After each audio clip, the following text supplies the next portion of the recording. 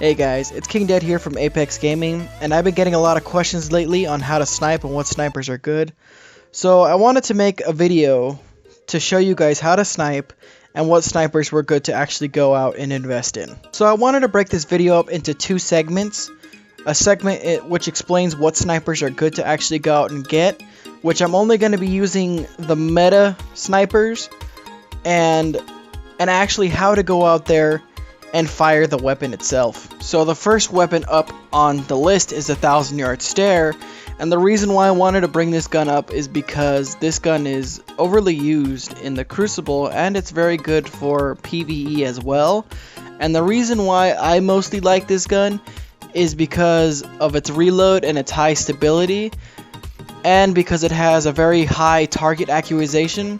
Even though it got nerfed in the last update, it's still pretty good to use. I recommend this gun if you don't really want to go out there and go and find a sniper that's really hard to get, such as the Black Spindle, you have to do that long quest to get, or the Longbow Synthesis where you get it from a drop, and the drop you might not get good rolls on.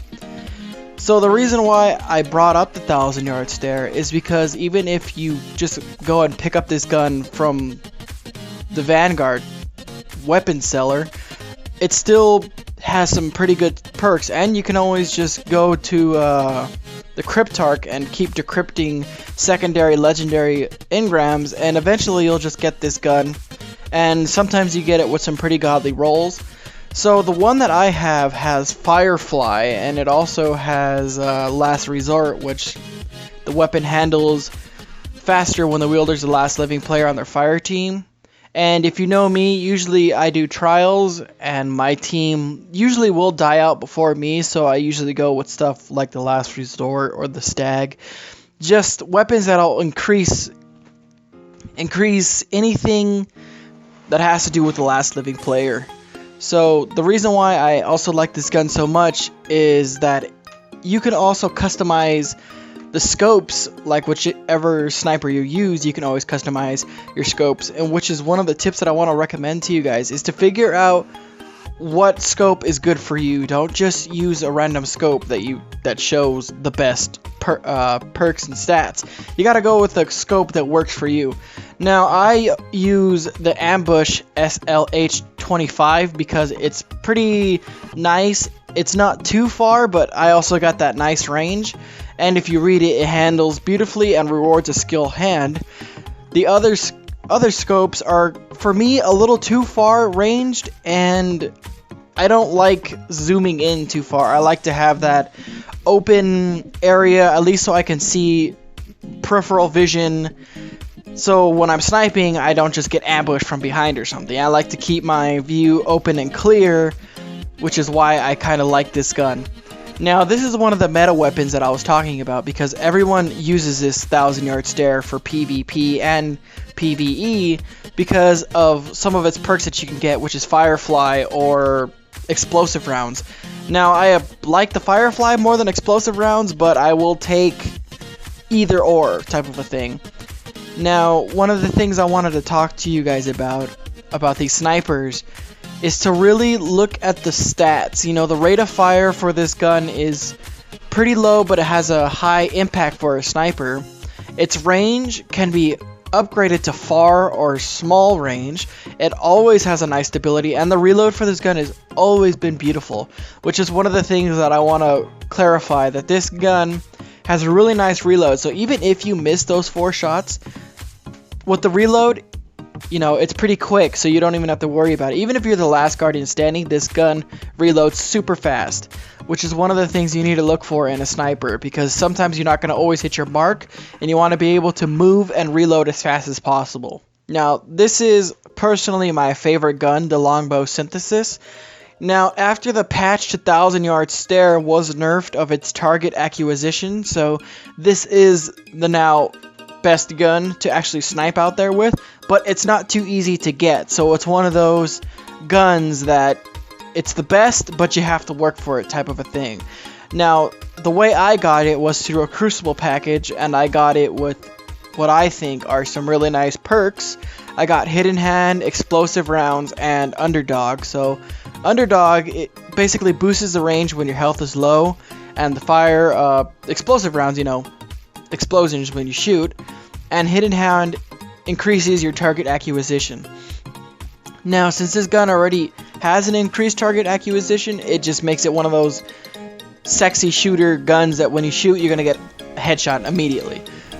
Now, I personally go with the Ambush SLH-25 again because I don't like scopes that are far out there. As I've said before, I like to keep my peripherals open so I know Guardians are coming my way, so I don't have to worry too much about being ambushed from behind or something. You know, I like to keep my radar open and just quick scopes and just be able to move as quick as possible.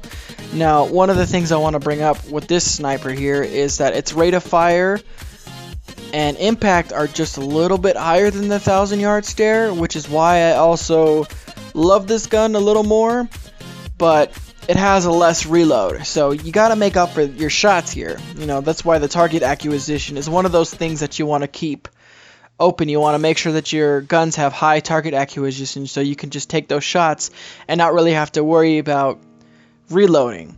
Now, it once again only holds 4 in your magazine, which is still pretty nice. It's not too much of an improvement. Its range and stability are still pretty high. Its impact is a little higher than the 1,000-yard stare as the rate of fire.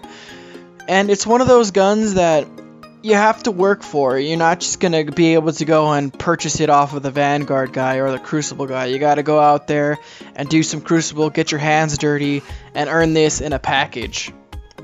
And you can't order it either, so it's one of those guns that you just have to go out there and hope for the best type of a thing. Now, I wanted to throw in some type of PvE sniper, but it's also good for PvP as well, I'm not gonna lie. But I wouldn't recommend it for PvP. I would stick to PvE with it. And this gun is the Black Spindle. It's one of the hardest guns to get, I would say. You have to do that daily mission where you have to go onto the Dreg ship and kill all the Taken in the ship, which I do say it's pretty hard to do. I wouldn't recommend trying to do that quest without a full fire team and at least a couple of Stormcallers on your team. But if you do get this gun and you take a look at its stats, its rate of fire is pretty low. It's much lower than the longbow and the 1,000-yard stare. It has a higher impact and its range is pretty far, like almost maxed out. Its stability is a little, well, I wouldn't say a little, it's less than the 1,000-yard stare and the longbow, and its reload as well is less. But it's one of those guns that it rewards you if you're a precision shot person. The reason why I say that is because of its perk mulligun. Missing shot, you know, if you miss it, it'll go right into your magazines, and the last perk here, which is White Nail, the one that I was talking about, which basically says if you land 3 precision shots, your magazine will refuel from your reserve, sorry. Now, this is one of those guns that is highly recommended for the raid. It is a sniper that is pretty hard to get, and it's also what I would say a PvE sniper that you must have. Now, if I were you, I would try and figure out how to get this gun, call your friends so they can help you get it, because it really is required for the raid. You want it for War Priest, you want it for Golgoroth. If you don't have a Touch of Malice, you're going to want it for Daughters. It's just that gun that it's required for the raid, I'm not going to lie at all. Now, the reason why I wouldn't use it for PvE is because of its magazine. It only has 3 shots. Now, what are the odds that you're going to make 3 headshots in a row in PvP? Pretty low. I can't really even do that. The most I can get is a double headshot. You know, I've never really gotten 3 headshots in PvP. This is why I don't recommend using it for PvP. But it also has a pretty high impact, so if you are going to use it in PvP, body shots hurt with this gun. But its stability is kind of out there, so you know, if you're going to shoot this gun, you're going to notice that your gun's going to pretty much be aiming at the sky after you shoot it, because it's one of those heavy guns. Now, this is all I can really say about it. I wanted to throw in a PvE gun just so you guys had something to work for, The 1,000-yard stare is also a pretty good PvE gun as well, which is why I wanted to toss it in there, because it's one of those guns that could be used for PvP and PvE. It can mix and match with it. Now finally, some tips to snipe. Now, my first tip is going to be the same as I've been saying. Find a scope you are comfortable with. There are long scopes, there are short scopes, and there are mid scopes. Now, the only reason you are going to become a good sniper is to find a scope that you can use. It's mandatory to find a scope that you can use. You do not want to just run out there and look at the stats of the scope and say, I want this scope because it makes my stats maxed. No, you need to find a scope that you can actually use and see. As I've said before, I prefer the ambush because it is a mid-range scope and I can still have that peripheral vision while I'm sniping out there. Now you can tell by my snipes that I love this scope because it's on all of my snipers. Now you need to go out there and figure out which scope is good for you. It's not all about stats. You gotta find out which scope personally fits you. Do you like to snipe miles away, or do you like to snipe up close and personal? You need to figure that out for yourself. I cannot tell you how mandatory that is to figure out. Now the next thing I want to tell you guys about is to learn where the Guardians' heads are always going to be.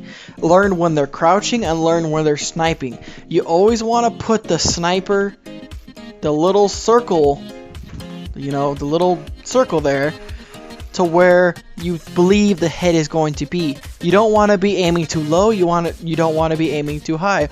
All Guardians are about the same height, so figure that out and put that circle where you think their head's gonna be. Once you figure that out, learn the stability of your gun.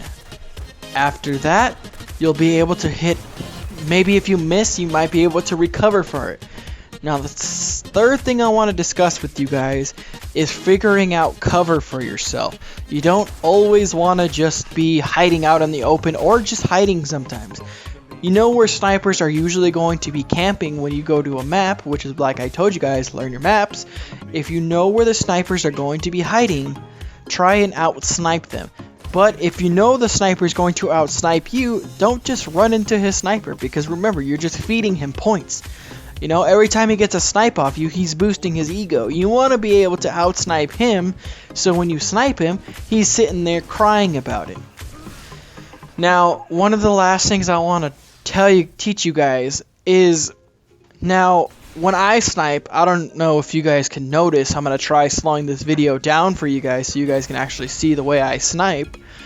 I usually keep the circle where the Guardian's head's at, and I usually just move my body to the head.